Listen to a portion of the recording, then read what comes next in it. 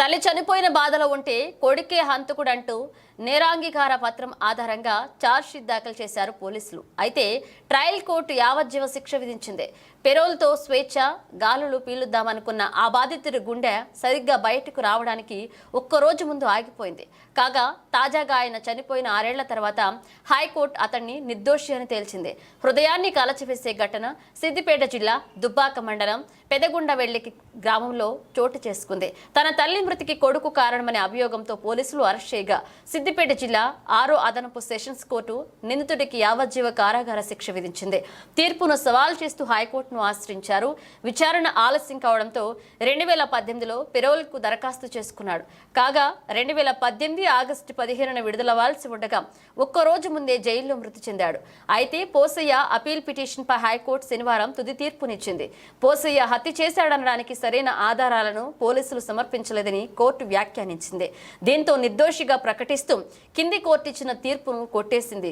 High court తీర్పు పట్ల పోసయ్య కుమారులు జయరాజ్, దేవయ్య హర్షం వ్యక్తం చేశారు. అయితే నిర్దోషి పోసయ్య ఇప్పుడు తమ మధ్యలో లేరని ఆవేదన వ్యక్తం చేశారు.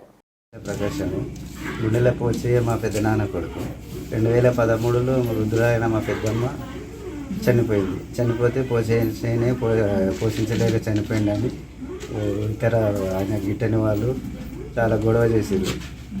గొడవ చేస్తే అప్పుడు పోలీసు వాళ్ళు ఆయనను అరెస్ట్ చేసి కోర్టుకు హాజరుపరచగా జిల్లా న్యాయస్థానం ఏం చేసింది, ఆయనకు యావజ్జీవ శిక్ష విధించింది 2015.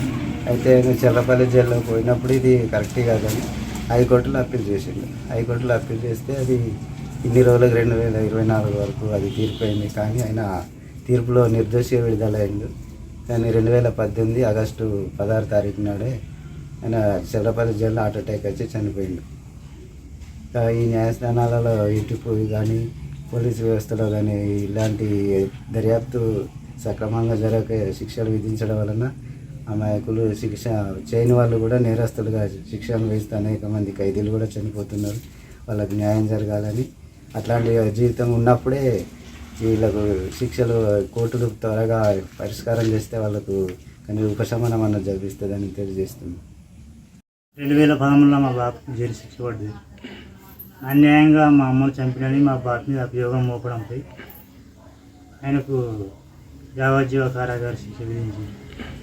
ఆ చేళ్లపల్లి జైలునే అక్కడ డాక్టర్ చనిపోయింది. తర్వాత చనిపోయినాక 6 సంవత్సరాలకు నిన్న తీర్పు వచ్చింది. ఇటువంటి అన్యాయం మరి ఎవరికి జరగద్దని మనవి చేస్తాం.